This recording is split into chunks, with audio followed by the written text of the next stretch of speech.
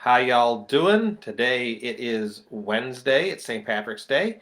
And I noticed I've been getting a lot of likes on this page, so I thought I'd do this little video. And for those of you who don't know me, I am a high school history teacher in real life. And for my school this year, when we came back in September, we hadn't been to school since March with students, and the music teacher, she came up with this idea for each teacher to make a playlist, and the kids would have to guess which teacher had that playlist. And the kids actually guessed mine very quickly because, I don't make a secret about what music I listen to, and I talk about music all the time in my class. So everyone got my playlist real quickly. So what I thought I would do is I'm going to share that playlist. I'm not going to actually physically play that because, Facebook would probably not let me because I don't have permission to play these songs. But I'm going to tell you what's on my playlist and just tell you what's on the playlist I produced for my school. And just so you know, this list is not ranked. It's not in any order. The first song isn't the best. The last song isn't the worst. It's just I made a playlist with songs on it. Okay, so here we go. The first song on my playlist, the first song listed, is from this album. It's from Eat a Peach, and it's Blue Sky by the Allman Brothers Band. For those of you who don't know, Dickie Betts, the second guitarist for the Allman Brothers, he wrote the song for his then girlfriend. Her name was Blue Sky, so when he's singing in the song "You're My Blue Sky," he's actually saying her name. She was Native American, by the way, so that's why she was named Blue Sky. And it's also one of the last songs that Duane Allman recorded before he died in a motorcycle accident. So it's a bittersweet song. But it's a great song. I love it. And one of my students, when I first, was talking to them about music, he's like, "Of course you like that song, Mr. Hutchinson. It's like 3 lines and there's a 5-minute guitar solo." And hey, that's what I like about it. You got it right. Okay, the next song on my list is, well, it's not really from this album. This is an anthology. This is a bunch of greatest hits that Joe Walsh has. But he was in a band called the James Gang, and they released an album in 1971 called Thirds. The first album, they had Your Album, the James Gang Rides Again, and then Thirds. That was their third album. But on Thirds, one of the songs was called Walk Away that he wrote. And it has all sorts, it's, only like 3.5 minutes long, but it has all sorts of guitar distortion, and there's even some funky little slide guitar that he plays on it. And I read a critic who said about that song, it says that Walk Away is a universe of hard rock virtuosity. Oh, that's a mouthful to say. But, you can get it on any Joe Walsh anthology, like this one, Look What I Did, or by the actual James Gang album, Thirds. And it's on there too. The next song that I put on my playlist is from this album, Neil Young's American Stars and Bars, which he recorded with Crazy Horse. The song is Like a Hurricane. And when people ask me why I like Neil Young and Crazy Horse, I will point not to this album in particular, but I will point to that song, Like a Hurricane. To me, metaphorically, that song is Neil Young and Crazy Horse. You can't get much more Neil Young and Crazy Horse than Like a Hurricane. The studio version is only 8 minutes long, but I've seen concert videos and I've been to concerts where Neil Young and Crazy Horse have played 14 to 20-minute versions of that song. And to me, when they do that, that's just rock and roll heaven. That a long version of Like a Hurricane is right there. So now we're going to go completely different from sort of American folk and hard rock. We're going to switch ourselves up to a little English prog rock. Genesis, this is the Abacab album. And a lot of people think that this is the time that Genesis switched from being prog to pop. But to me, this album, there's not much pop on it. I mean, the title track Abacab is definitely, 7 minutes of Mike Rutherford and Tony Banks playing their instruments. Maybe no reply at all. Maybe like it or not. But you got a song on here, Keep It Dark, which is about an alien abduction. You got a song, Man on the Corner, which is about homelessness. But my favorite track on this album, and why I put it on the playlist, and one of my favorite Phil Collins era um, Genesis songs, is the song "Dodo Lurker," which is about a sea monster. Yeah, there's not very much a pop song about a sea monster. But anyway, my favorite part in that song is Tony Banks' keyboard solo, and it's a nice simple keyboard solo, but it's do do do do do do do do do do do. If you watch, there's a Three Sides Live concert video out, and it's not very sophisticated what he's playing, but it's very effective, especially the part of the song when they're talking about the sea monster itself. And there's a line from Dodo Lurker that says, "And then something spoke, and this is what it said to me." And what it says is that Tony Banks' keyboard solo. So, get Abacab, check out Dodo Lurker. And now we're sort of going to go back to folk rock, but not the hard hitting edge folk rock. We'll go to a little late era, early 80s, Crosby, Stills, and Nash. And this song it came out when I was in late elementary school, early junior high. And that song is The Southern Cross. And actually, it's credited to Crosby, Stills, and Nash, but Crosby really wasn't part of he was part of the band, but he was, going through a rough period. So the high harmony vocals on that song are Art Garfunkel and Timothy B. Schmidt, who's who they got. But it does have this cool opening riff to the song.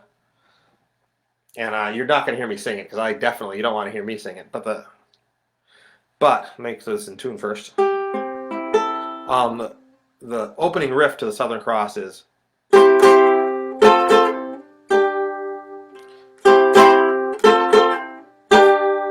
and it's one of my favorite parts. Yeah, probably because I can actually play it. But I love the song. It reminds me of junior high. It's a song about using nature to heal yourself, and I can just picture myself being on the ship that Stills is singing about, sailing off into the sunset, using, all that I have left, and music is her name, and that's what's healing him from his heartbreak. And I feel that. I can see that image. I feel his pain, and I love the Crosby Nash, or in this case Nash, Garfunkel, and even Timothy B. Schmidt high harmony vocals on that song. And now we're going to move, into this current century with Government Mule. This album is Life Before Insanity, and my favorite Government Mule song is actually on this record. It's called No Need to Suffer. And Government Mule, they're sort of an offshoot of the Allman Brothers. My friend Brian Welch, he was a college friend of mine, he introduced me to Government Mule. We're actually going out to a Neil Young concert, and he threw in, not this one, but the first Government Mule record into the CD player on the way there, and I was like, oh my god, this is awesome. But this is their third album, No Need to Suffer. It's another one of those long songs. There's a long guitar solo in the middle that I seem to like. It's a long, slow guitar solo. But this one, Alan Woody, the bass player for Government Mule, his bass complements the guitar work magnificently. And that's sort of why I like it. It's doo-doo-doo. But unfortunately, this is the last album that Alan Woody recorded before his death.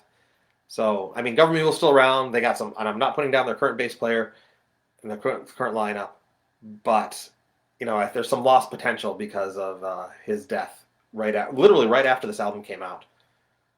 But don't be depressed. We still got all this to listen to. We can still listen to the greatness of Alan Woody and Government Mule, especially with this album. Okay, so now we'll go from the 21st century back to the 20th century. I know it's kind of hard, but does anyone know what album this is? Yeah, there's nothing on here. This is the White Album by the Beatles. Go figure, it's all white. I think it says Beatles right here, if you can see it. But anyway, George Harrison had four of his songs were on this album. My favorite George Harrison Beatles song, While My Guitar Gently Weeps, is on here. It's probably the best known of his songs that he puts on here. And last summer, I actually was on the Beatles channel. I got to pick 4 songs, and I picked 4 George Harrison songs, including While My Guitar Gently Weeps. And on that, I said, I just love everything about this song. Guest guitarist was Eric Clapton doing the lead guitar part, But everything else about the song is awesome too. I mean, there's an opening piano riff by Paul. Ringo, listen, get the album, listen to the percussion that Ringo plays on Well My Guitar Gently Weeps. Even John's like little electric rhythm guitar with the tremolo he uses. That's awesome. And, there's, plus, I mean, it's the White Album. Unless you're listening to Revolution Number 9, nothing else is bad on the album. But there's also a cool acoustic version of While My Guitar Gently Weeps. If you get the Cirque du Soleil Love soundtrack, it's a nice, gentle acoustic version of While My Guitar Gently Weeps. So check that out. And we're still going to stick in the 60s, by the way, for this next song. It comes from, this is the Bookends album by Simon and Garfunkel. And when I was growing up, my parents actually had the original vinyl version of this album. And I used to be, as a kid, I used to put these big, I used to put it on the turntable, the album on the turntable, put the needle down, put on these big, huge headphones, and I would get lost in the music.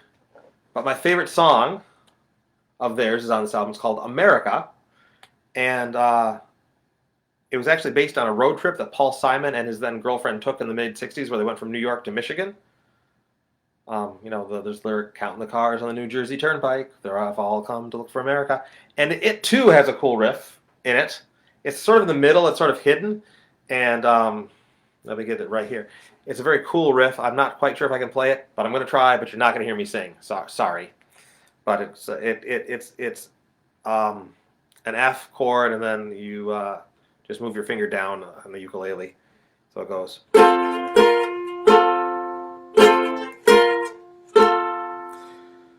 It's a really cool riff that I like. And a little trivia about the song America by Simon and Garfunkel is that David Bowie, during the Concert for New York, 9/11 attacks, they had the Concert for New York in October of 2001. David Bowie opened that concert, and he opened the Concert for New York by covering America by Simon and Garfunkel. Okay, next up. And we could only 2 more songs on my playlist, so don't worry. Tedeschi Trucks Band. I don't know if you can see my T-shirt. Tedeschi Trucks Band.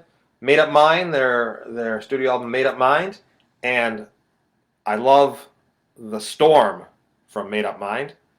It's one of their harder edge songs. I mean, they're Tedeschi Trucks is basically a blues jam band, but The Storm, Derek Trucks is playing this mean guitar on it, and the song itself is about when Hurricane Sandy hit New York City in 2012. I mean, just listen to some of the lyrics. I'm not going to sing them, I'm going to say them. Storm is raging, trouble on its way, cars are floating down the West Highway. Fire's burning in my neighborhood, water's rising, never thought it would. It's about the flooding in New York City, but that guitar solo by Derek Trucks that starts the song is what I like about it. Okay, last song on my playlist comes from, well, you can actually see the computer screen when I'm trying to film there. Asia.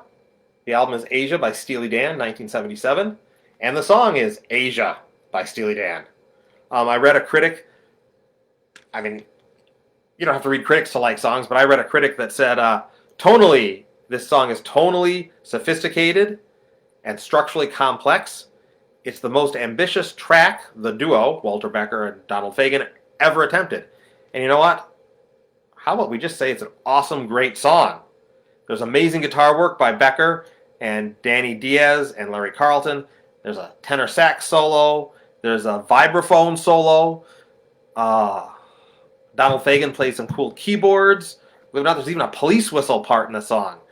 Online, I was trying to find the story before I went on, but I couldn't find it. But online somewhere, there is a story called Asia. 18 minutes of musical ecstasy. So if you can find it, read it. It really explains the song. So, what do you think of my little playlist here that I just talked about? Let me know what you think about it in the comments. And also let me know what songs you'd put on a playlist to help to see if people could guess who you are if you were a teacher to school. One final thing. Don't forget. Oh, I got this. There is the Barroom Neon Project is going to be live on Facebook Friday at 8 p.m. The band Bar Media Project's going to play. Going to have musical guest Tucker's Grog. Christine's going to do her Bamboo Lounge. I'm going to do a Kits Rock review. And just to give you a preview of my rock review for Friday night show, because we're doing a St. Patrick's Day show, here's a little hint. Here's one hint. Here's another. So if you can guess what I'm doing on my rock review on Friday. Anyway, hope you guys have a good day. And to quote Mr. Neil Young, everybody keep on rocking in the free world. I'll talk to you later.